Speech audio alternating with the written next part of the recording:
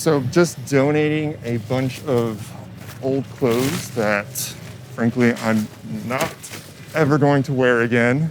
Just old jackets and polos that someone else can appreciate.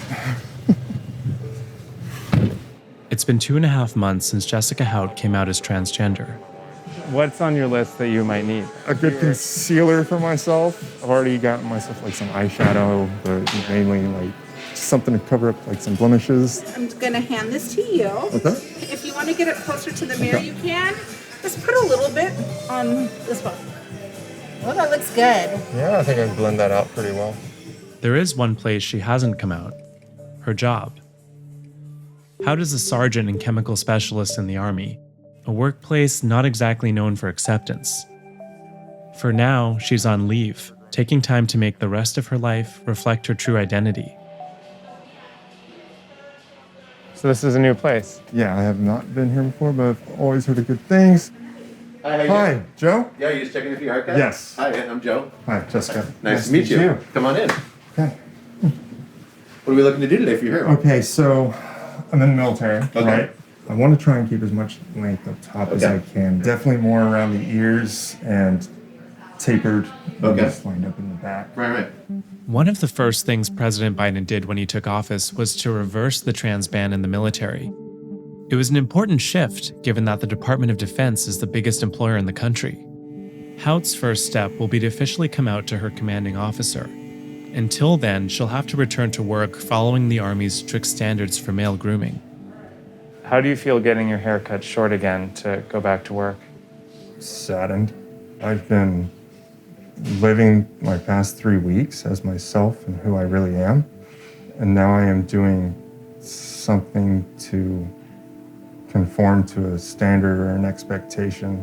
So it kind of feels in a way like I'm kind of giving something up that I had finally gotten a hold of for the first time in my life.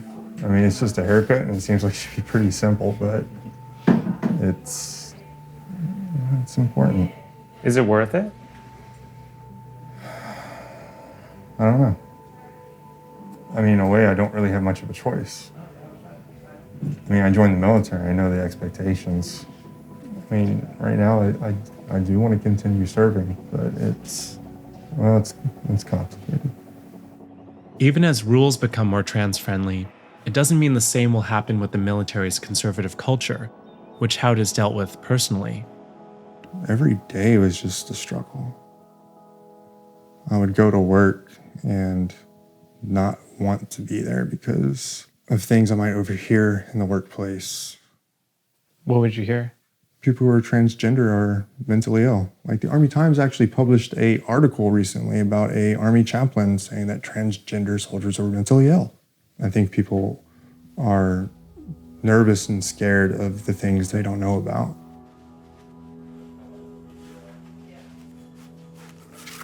How do you feel going back today? Pretty optimistic, actually. I know who I am now. Before it was kind of a struggle trying to figure out exactly my identity and really just like the core of what's here. The DoD's new policy for trans troops, like much of military life, involves a lot of bureaucracy. Troops need to request approval from their commander to even start a medical transition. Every step after that also needs approval, including the timing of treatment and when to change gender markers. Different branches have introduced their plans to implement this policy, but the Army still hasn't.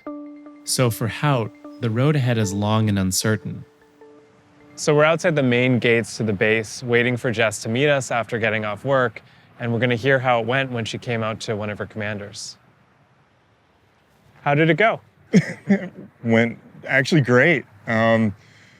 Walked by the office like 2 or 3 times before I decided to go in. You're just like back and forth. Yeah, just kind of back and forth, and then finally just was like, you know what, just get in and do it. And just walked in, just knocked on the door and just said, hey ma'am, do you have a minute just to talk? And told her like, hey, you know, I've been kind of figuring stuff out for myself over the past few months, and went right to it and was like, hey, I'm transgender and I am going to transition. And at first I could tell, like, you know, it's caught her off guard. Like, it's not what she was expecting. But as I talked about it, you could just see like the support just from her. I could just feel like this acceptance, and I could not have gone better.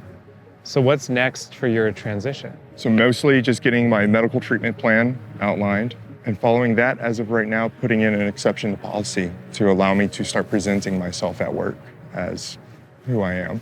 And I wish I could just go ahead and do it now. I wish I could just come into work and just be authentically myself and not feel like I need to wait for permission. I think the Army's taking the right steps. I think we'll get there.